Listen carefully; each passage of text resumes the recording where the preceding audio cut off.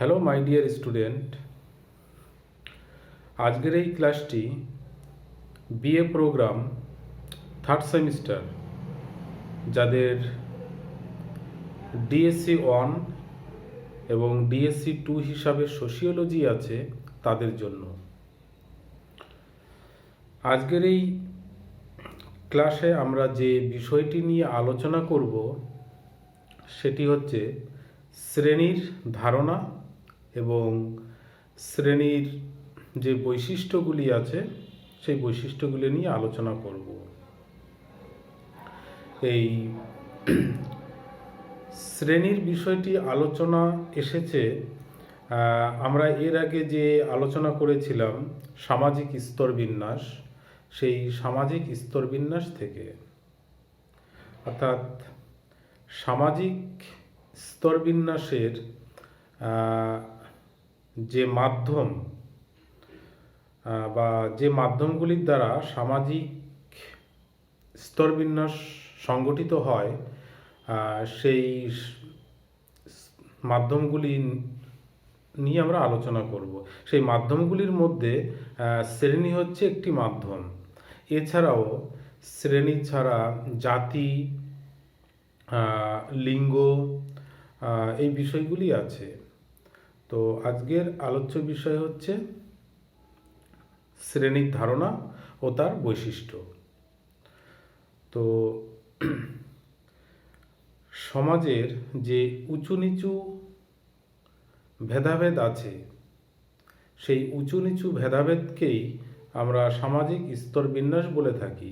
যে ধারণাটি সমাজবিজ্ঞানীরা ভূবিদ্যা থেকে নিয়েছে, যে ভূবিদ্যায় যেমন স্তর বিভাজিত থাকে সেইভাবে। তো সেই স্তর বিভাজিত সমাজ ব্যবস্থার মধ্যে শ্রেণী একটি গুরুত্বপূর্ণ ভূমিকা পালন করে। তো সেই শ্রেণী সম্পর্কে যে ধারণা সেগুলি নিয়ে আমরা আলোচনা করছি। যে শ্রেণী হচ্ছে একটি সামাজিক স্তরবিন্যাসের একটি বিশেষ ধরন, বা সামাজিক স্তরবিন্যাসের একটি বিশেষ ধরন হলো এই শ্রেণী। বিশেষত এই আধুনিক কালের সভ্য দেশগুলিতে সামাজিক শ্রেণীবিন্যাসের যে বিষয়টি, যে সামাজিক শ্রেণীবিন্যাসের পরিপ্রেক্ষিতে সামাজিক স্তরবিন্যাসের এই আলোচনাটি সংগঠিত হয়। অনেক সময় বিভিন্ন পেশাগোষ্ঠীকে বোঝানোর জন্য এই শ্রেণী শব্দটি ব্যবহার করা হয়। বিভিন্ন পেশাগোষ্ঠী বলতে যেমন কৃষক শ্রেণী, শ্রমিক শ্রেণী, শিক্ষক শ্রেণী প্রভৃতির কথা বলা যায়। আবার গুণগত মান বোঝানোর জন্য শ্রেণী শব্দটি ব্যবহার করা হয়ে থাকে।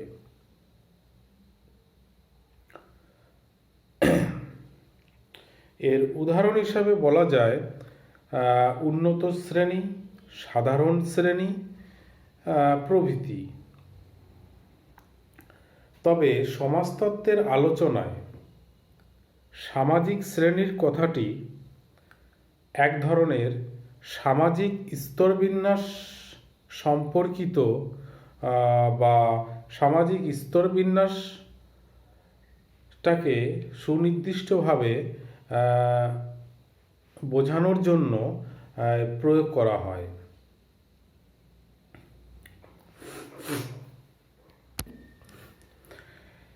এই শ্রেণী শব্দটি বিভিন্ন অর্থে ব্যবহার করা হয়, যেমন আর্থিক সঙ্গতি, সামাজিক মর্যাদা, মনস্তত্ত্ব, শক্তি সামর্থ্য প্রভৃতি দৃষ্টিভঙ্গি থেকে এই শ্রেণী শব্দটি ব্যবহার করা হয়।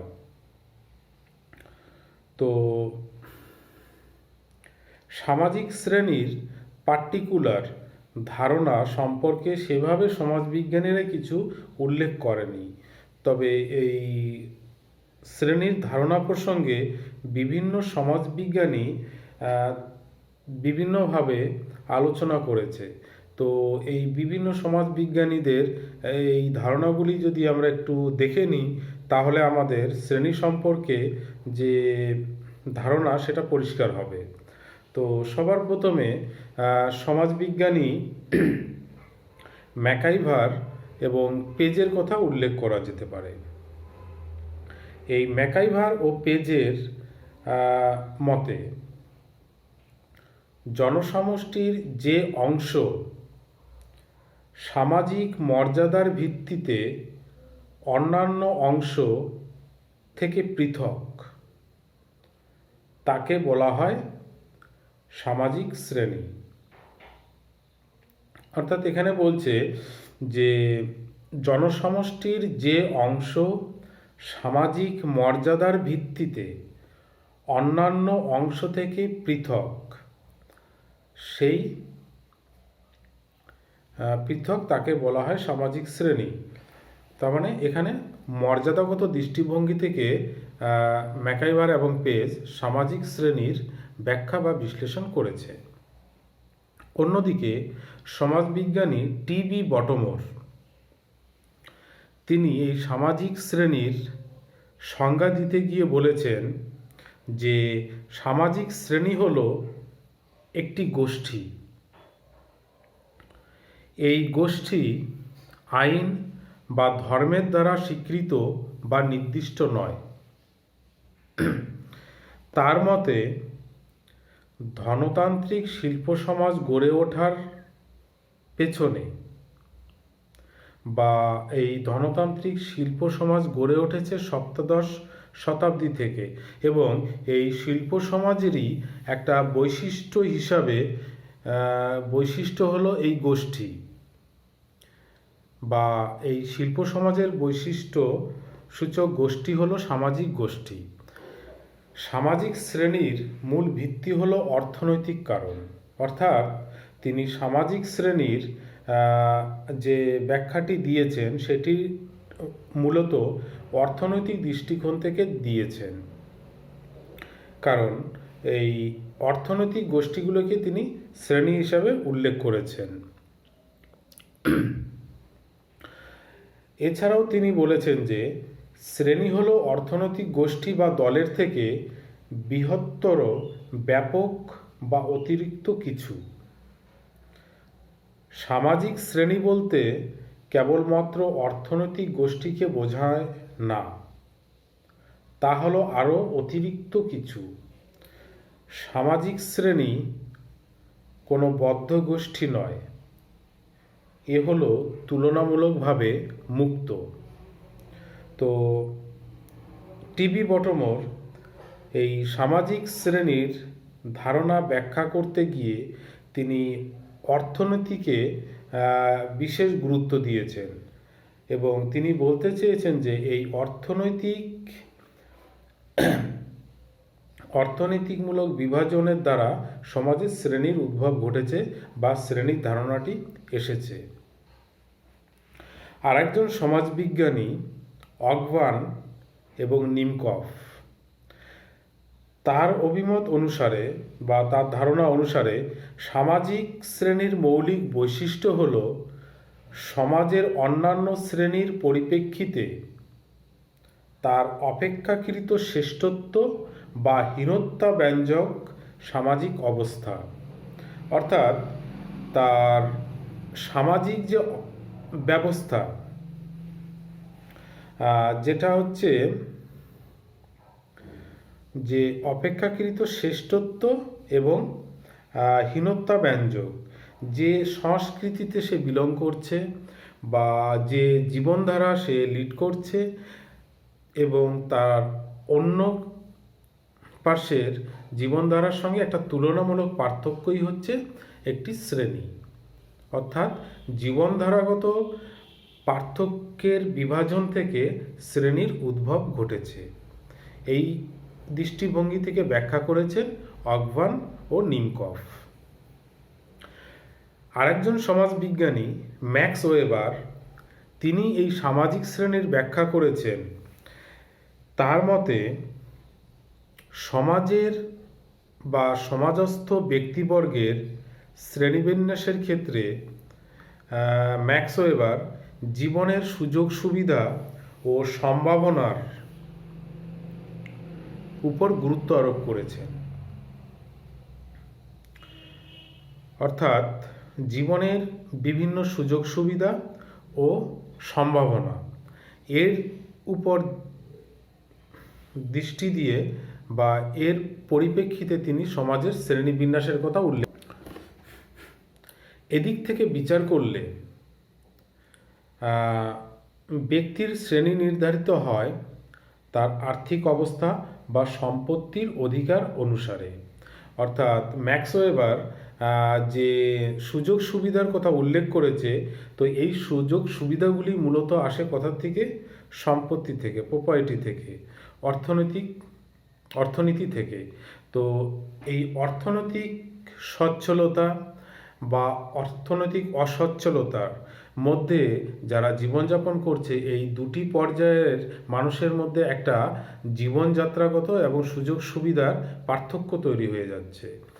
তো সেই সুযোগ সুবিধা ও পার্থক্যের দৃষ্টিভঙ্গি থেকে তিনি সমাজের শ্রেণীবিন্যাসের কথা উল্লেখ করেছেন। তো আমরা দেখলাম যে শ্রেণীর ধারণা আলোচনা করতে গিয়ে বিভিন্ন সমাজবিজ্ঞানী তারা বিভিন্ন দৃষ্টিভঙ্গি থেকে এই শ্রেণীর ধারণা ব্যাখ্যা করেছেন। কেউ অর্থনৈতিক দৃষ্টিভঙ্গি থেকে, কেউ বিভিন্ন সুযোগ সুবিধার পরিপ্রেক্ষি থেকে, কেউ আবার অন্যান্য দৃষ্টিকোণ থেকে ব্যাখ্যা করেছে।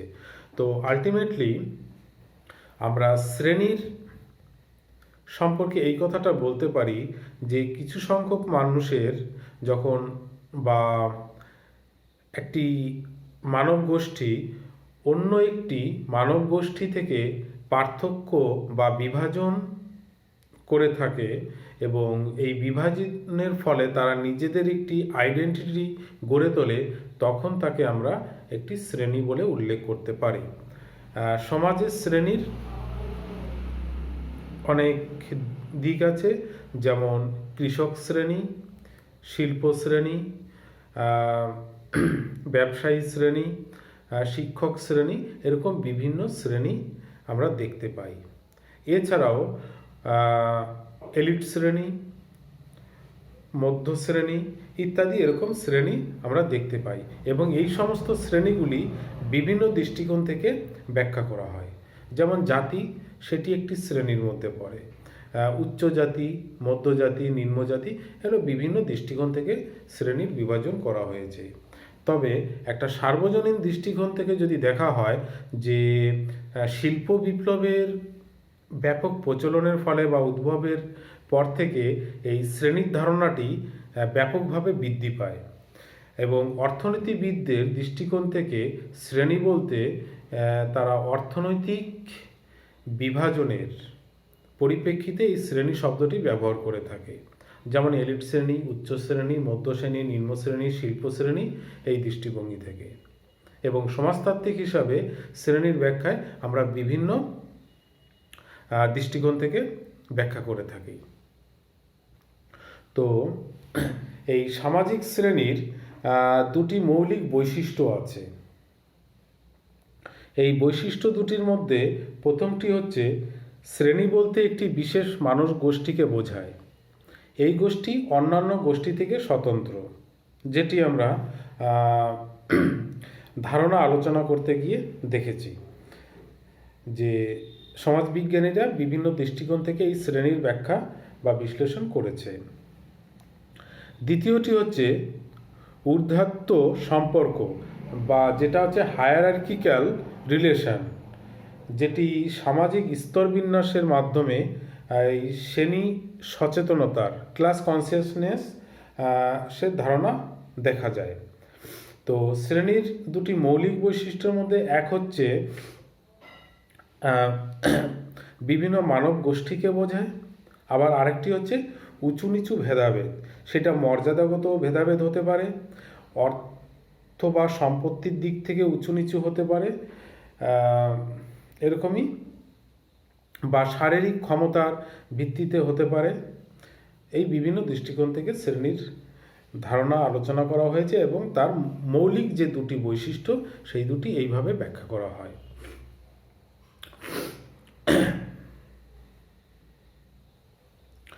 সমাজের এই শ্রেণী ব্যবস্থাকে সামাজিক সচলতার পরিপ্রেক্ষিতে দুটি ভাগে ভাগ করা হয়। সামাজিক সচলতা অর্থাৎ সামাজিক সচলতা তাহলে কি? সামাজিক সচলতা হচ্ছে ব্যক্তির একটি অবস্থা থেকে আরেকটি অবস্থায় যাওয়াকে সামাজিক সচলতা বলে।